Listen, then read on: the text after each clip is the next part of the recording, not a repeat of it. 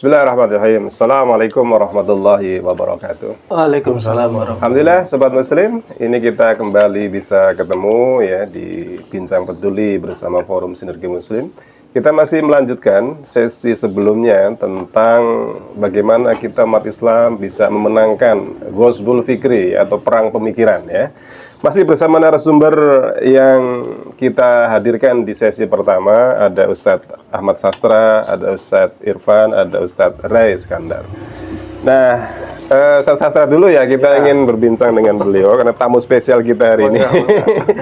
Ustadz, ini kan media massa hari ini juga begitu populer di masyarakat ya. Opini maupun berbagai pemikiran itu tidak lepas dari peran media ya hari ini. Terutama juga media sosial yang hari ini menguasai kita. Nah, menurut Ustadz Sastra, untuk kita bisa melakukan perlawanan melalui media yang ada, terutama media sosial ya, itu bagaimana seharusnya agar kita umat Islam bisa memenangkan ya serangan pemikiran dari pihak luar ini, Ustaz?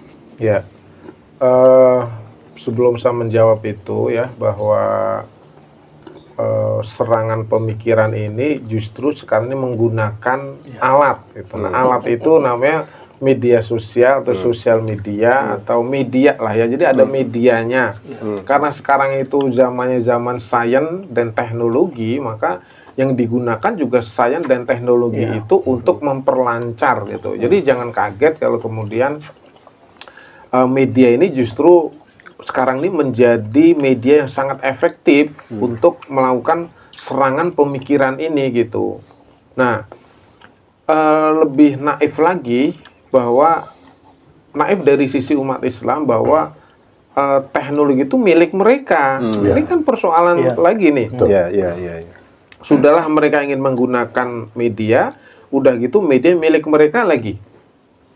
Nah, ini kan berarti kalah dua nih, 0-2 kita jadinya. Nah, berarti umat Islam ini pertama satu, tidak punya media, itu ibaratnya begitu dalam konteks global lah ya. Yang kedua, tidak punya materi. Itu ya. Jadi kalau kita misalnya buka ya tentang studi Islam di sosial media atau di itu malah ditulisnya itu oleh orang-orang yang ingin menyerang Islam. Jadi sehingga anak-anak sekolah, anak-anak muda kalau buka informasi tentang Islam tuh dia mendapatkan tulisan itu justru berasal dari mereka.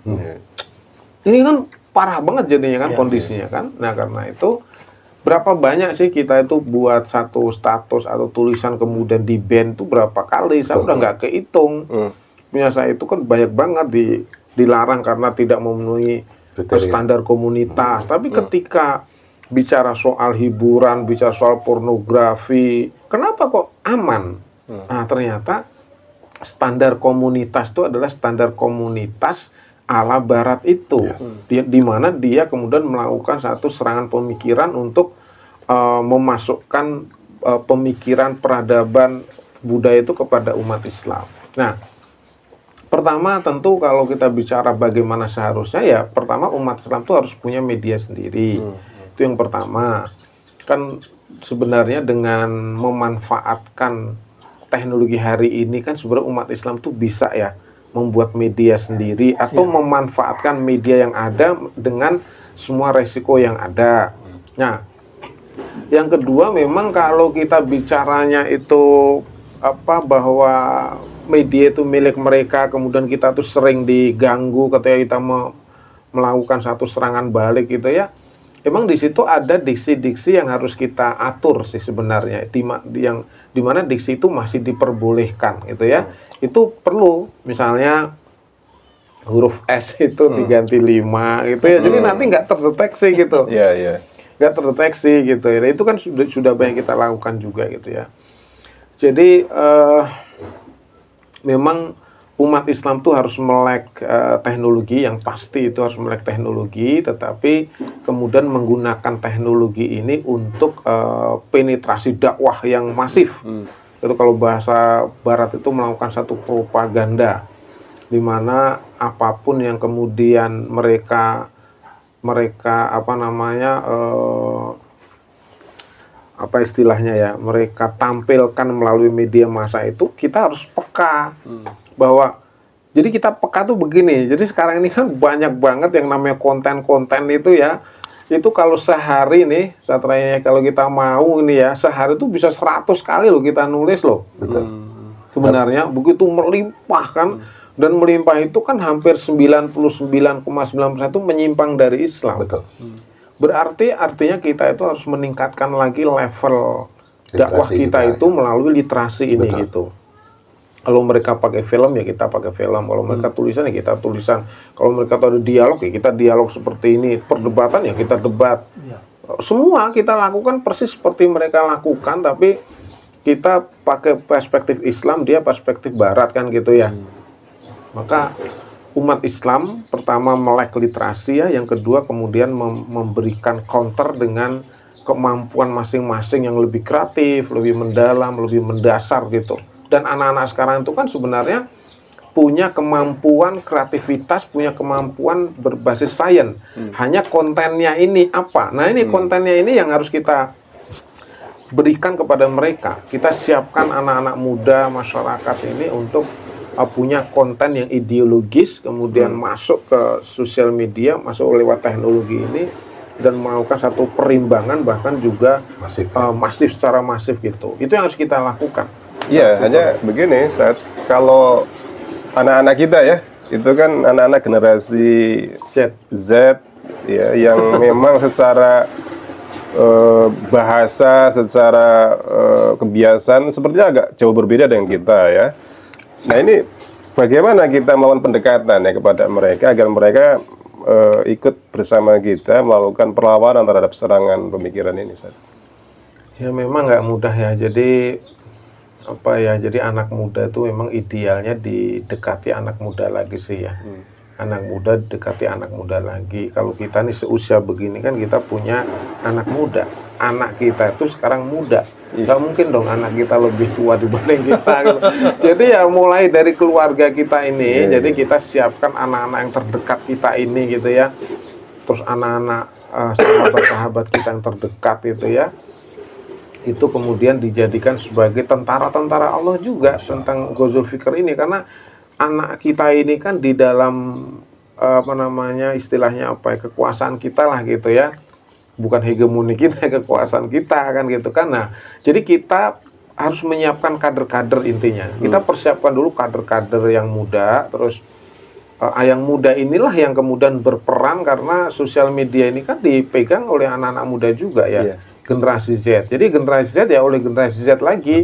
Cuma generasi Z yang kita sebut tentara ini yang sudah kita siapkan.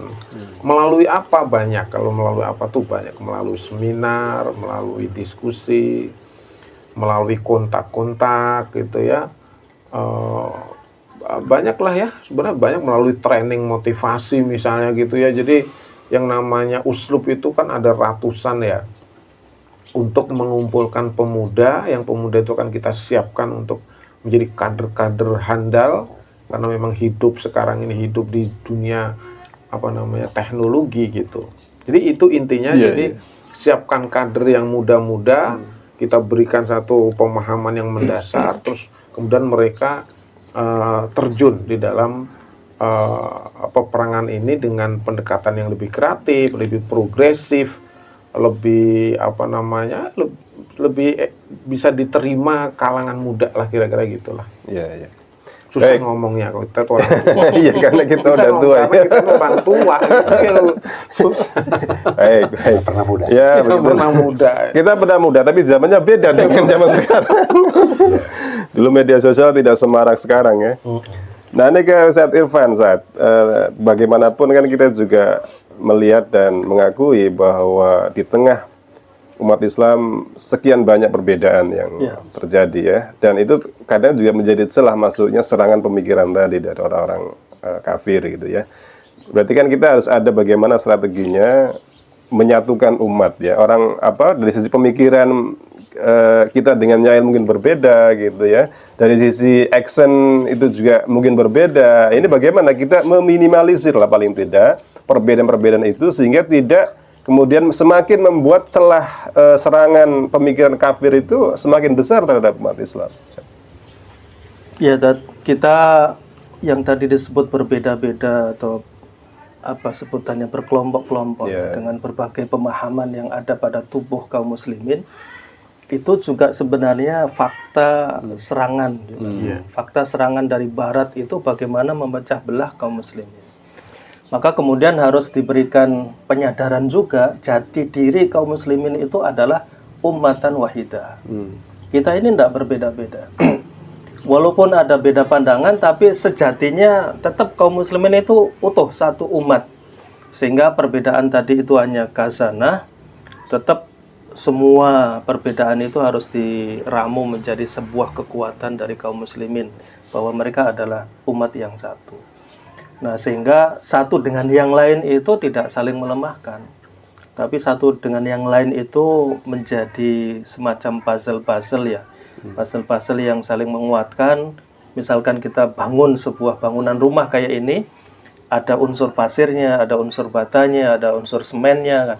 Jadi kaum muslimin itu ya bagian dari masing-masing itu yang kemudian harus menjadi umat yang satu. Nah, penyadaran itu menjadi penting bagi kita.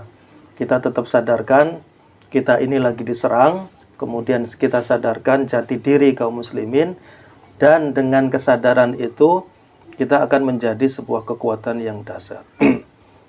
Tanpa kesadaran itu nanti jadi nothing gitu loh. Apa yang tadi disampaikan Ustadz Sastra misalkan, harus dibangun kekuatan, termasuk kekuatan sendiri.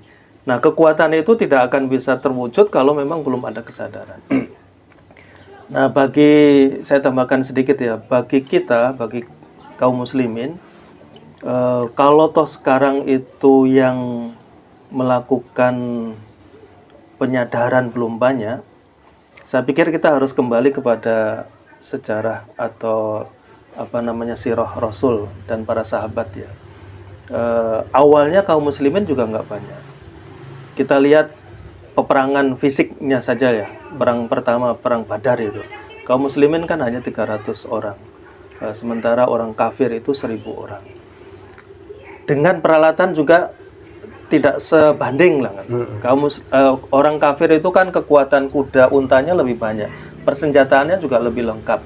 Nah, kita itu juga jumlah pasukan nggak banyak, persenjataan juga belum seimbang. Tapi dengan modal kekuatan iman untuk menegakkan Islam, itu akan menjadi sebuah kekuatan dahsyat. Jadi dibangun dulu kesadarannya, kemudian yang tadi disebut dengan media itu terus kemudian diperkuat. Baik ya, saya ke Ustadz Ajirai kaitannya dengan ini Ustadz, bagaimana kita itu secara konkret ya dalam keseharian kita itu apa yang bisa kita lakukan ya untuk melakukan perlawanan terhadap serangan pemikiran dari orang kafir kepada kita. Iya, sebenarnya pertanyaannya tadi itu susah pertanyaan juga. Tadi kan sudah dibahas semuanya. Jadi artinya melihat tadi semuanya dipegang oleh mereka, kemudian politiknya dipegang oleh mereka. Apalagi kan kalau tadi bicaranya lebih jauh, hari ini pendidikan pun sudah mengambil kebijakan politik mereka. Ingat ya, pendidikan misalnya itu kan hasil daripada putusan politik dari satu ideologi. Jadi artinya politiknya hari ini misalnya kapitalisme, pendidikannya pun akan kapitalisme. Jadi umat itu semakin jauh daripada idealisme dari Islam itu sendiri. Nah, saya melihatnya banyaklah kita bertemu dengan orang.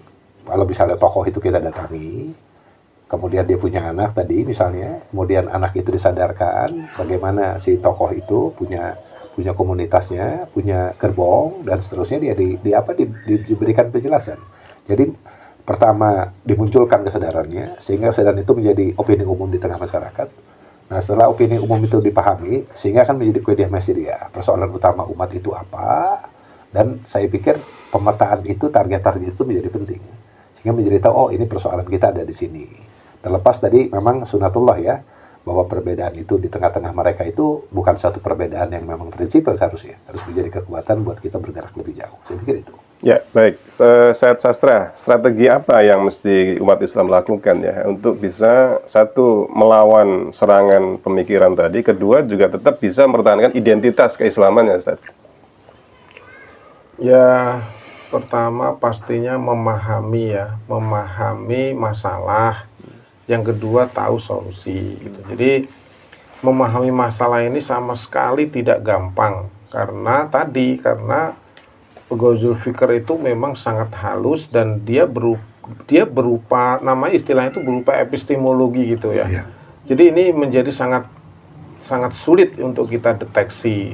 Nah, cara mendeteksi, cara memahaminya, yang pertama harus dipisahkan dulu antara sakofah dengan sains itu dulu. Jadi yang namanya sakofah itu berarti memahami isme-isme. Jadi kalau di kampus ngomong begini, kalau yang namanya isme itu bertentangan dengan Islam, udah pasti, udah begitu aja dulu. Untuk anak-anak muda itu udah pasti Ustadz, ya udah pasti. Contohnya apa? Coba sebutin sama kalian. Oh, contohnya misalnya nasionalisme Ustadz. Nah, tuh saya jelasin nasionalisme itu dalam perspektif Islam. Ini begini-begini karena ini isme gitu. Misalnya pluralisme. Oh, pluralisme itu bertentangan tuh karena ini isme. Kalau isme itu berarti seperti ini. Nah, kalau pluralitas itu sifatnya pluralitas itu keragaman. Kalau pluralisme itu menyatukan keragaman tuh dalam sisi akidahnya. Makanya namanya pluralisme itu punya sisi teologis, kalau pluralitas itu punya sisi sosiologis. Kayak gitu-gitu tuh memang benar-benar rumit sebenarnya karena tidak semua orang itu memahami ini gitu. Jadi cara kunci pertama itu yang namanya isme itu pasti bertentangan itu dulu supaya mereka tuh jadi penasaran. Pernah saya ditanya misalnya, apakah idealisme itu juga bertentangan, Ustaz? Saya bilang bertentangan. Kalau namanya isme itu bertentangan. Kenapa? Karena kalau udah idealisme itu isme itu berarti sesuatu yang benar itu adalah sesuatu yang dihasilkan oleh akal. Itu berarti ini namanya idealisme. Padahal di dalam Islam itu sesuatu yang benar itu dihasilkan oleh wahyu. Itu namanya, itu kan teorinya Plato namanya idealisme itu. Nah, jadi pertama tuh ya, memang ini susah nih kalau di kampus nih ya. Pertama itu diberikan satu pemahaman yang mendasar dulu tentang isme-isme ini gitu. Isme-isme ini diberikan dulu semua, nasionalisme, liberalisme, pluralisme, terus banyak banget ya, komunisme, pragmatisme, humanisme, itu kan banyak banget ya. Kebetulan saya punya buku tentang itu ya, isme-isme saya tulis semua gitu. Nah, terus yang kedua itu bagaimana sih isme ini kemudian dipandang di dalam sudut pandang Islam. Namanya Islamic worldview. Jadi bagaimana Islam memandang, makanya kalau neomodernisme itu kan Barat memandang Islam. Nah, umat Islam itu harus menjadikan Islam sebagai sudut pandang terhadap isme ini. Itu ditelusuri dulu sejarahnya, ditelusuri pendirinya siapa, penggagasnya siapa, maksudnya apa, terus bagaimana Islam memandang itu, bagaimana ayat-ayat tentang itu semua. Nah, itu baru nanti kita akan sebutkan bahwa benar, mereka sadar benar bahwa ternyata isme ini bertentangan dengan Islam, terutama surat ini, surat ini, surat ini. Kan ini yang kemudian harus dipahamkan kepada umat Islam pada umumnya gitulah ya. Nah, yang ketiga itu setelah paham seperti itu baru melakukan namanya serangan balik. Gitu, melakukan serangan balik dengan memproduksi pemikiran Islam itu untuk menyerang isme itu. Jadi misalnya nih, kita menulis begini. Saya kemarin menulis judulnya misal begini ya, tentang humanisme atau gini. Ghazul Fikr mematikan akidah dan peradaban Islam. Nah, gitu. Misalnya terus pluralisme merusak akidah, sekulerisme menjauhkan umat dari agamanya. Ya, itu langsung kita buat satu konsepsi gitu yang nanti kemudian bisa dibaca oleh banyak. Oh, maksudnya seperti ini ya. Nah, itu kita melakukan serangan balik gitu. Namanya juga perang nih jadinya. Kalau tadi kan serangan. Nah, kita kalau nggak punya senjata gimana mau ikut perang? Nah, senjata kita udah dapat, kelemahan musuh kita udah dapat. Kan saya pernah lihat ya, orang kalau mau tanding olahraga lawan si A, itu si B ini nonton dulu. Kelemahannya di mana? Nah, semua kelemahan kita pahami dulu. Terus senjata kita perkuat, baru kita ikut perang di situ. Namanya perang pemikiran tuh di situ. Kalau kita udah perang pemikiran, umat Islam nih perang pemikiran semua, yakin demi Allah mereka kalah. Iya. Kalau umat Islam semua loh, karena apa? Karena ternyata ya pemikiran Islam itu jauh lebih unggul, lebih kuat dibandingkan pemikiran Barat yang hanya berasal dari akal dan nafsu. Sementara Islam itu ya akal iya, tapi wahyu iya. Mana mungkin sih ajaran-ajaran Allah itu bisa mengalahkan ajaran manusia? Tidak mungkin. Kenapa sekarang kalah? Ya karena umat Islamnya sudah kalah duluan gitu. Nah di sini nih ya, di sini semua harus kaum muslimin semuanya yang menyaksikan acara ini betul-betul harus lebih serius lagi meningkatkan level berpikir kita ya, berpikir ideologis, berpikir politis ya. Juga juga jangan takut juga kemudian melakukan serangan-serangan balik. Mungkin ada resikonya besar, tapi kita akan dituduh ini dan itu gitu ya. Tapi inilah peran strategis umat Islam pada saat ini di tengah-tengah perang pemikiran ini. Jadi bergeraklah, sadarlah, dan jadilah tentara-tentara Allah untuk ikut melakukan perang pemikiran melawan pemikiran-pemikiran sesat dari Barat yang hari ini melumpuhkan kaum muslimin dan bahkan menghambat tegaknya peradaban Islam. Ya. Itu udah closing. Closing. Padahal mau diminta. Belum. Baik Ustaz. Ya, kita udah di sesi akhir, di sesi 2 ini, Ustaz Sastra, bahwa umat Islam perlu menyadari yang paling penting pertama dulu ya, kemudian kedua memetakan permasalahan, mengetahui kelemahan musuh, kemudian membekali diri dengan pemikiran-pemikiran Islam sehingga bisa dan mampu melakukan perlawanan terhadap serangan pemikiran dari orang kafir ini, Ustaz ya. Nah, terakhir Ustaz, ini closing ya. Sekali nanti ada narasumber yang lain. Harapan Ustaz terhadap umat Islam khususnya generasi muda, bagaimana kaitannya dengan perang pemikiran ini agar kita bisa menang dan kemudian kembali kita bisa membangun peradaban Islam. Baik, jadi yang pertama bersyukurlah bahwa kita ini oleh Allah disebut sebagai umat terbaik, kuntum khairu ummah. Ini harus kita syukuri dulu. Karena apa? Karena Allah sendiri yang melabeli kita itu umat terbaik itu. Ini penting banget, ini harus kita syukuri. Coba kalau kita dilabelin umat tidak terbaik. Tapi yang kedua, kita harus membaca ayat itu kelanjutannya. Untuk menjadi umat terbaik itu ternyata Allah memberikan syaratnya. Syarat pertama itu adalah beriman. Beriman menjadi seorang mukmin. Kalau bahasanya Iqbal itu ya, kepribadian terbaik disebutnya mukmin. Siapa itu mukmin? Mukmin itu orang yang percaya kepada Allah, melaksanakan seluruh perintah Allah, taat sepenuhnya, haqqa tuqatih, taat sepenuhnya menjalankan seluruh perintah Allah, menjauhi seluruh larangan Allah. Jadi menjadi sosok mukmin. Itu yang pertama tuh syaratnya tuh ya. Artinya kalau kita mukmin, kita betul-betul taat kepada Allah, berarti kita itu mengabaikan semua ajaran-ajaran manusia, semua isme-isme, semua paham-paham yang itu bertentangan dengan akidah. Namanya juga mukmin. Nah, itu harus betul-betul dipelajari betul untuk menjadi mukmin pada saat ini tidak gampang karena bisa jadi ada muslim tapi sekuler, ada muslim tapi liberal. Ini masalah nih. Nah, berarti tantangan keimanan pada saat ini adalah tantangan pemikiran. Berarti jadilah muslim yang sempurna dengan menyempurnakan pemikiran Islam di dalam diri kita. Nah, syarat kedua dari Allah itu adalah amar ma'ruf nahi mungkar. Jadi ini berhenti di situ.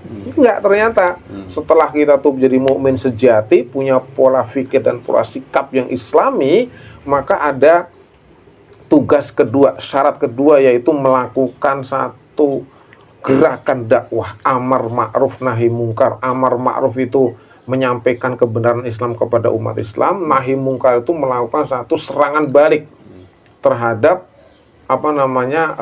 pemikiran-pemikiran Barat. Jadi kita melakukan serangan balik namanya kan, serangan balik kepada pemikiran-pemikiran. Kita memperlihatkan kelemahan dia, memperlihatkan pertentangannya dengan Islam, memperlihatkan kepada umat bahwa Kalau kita tuh mengadopsi pemikiran Barat itu bukan hanya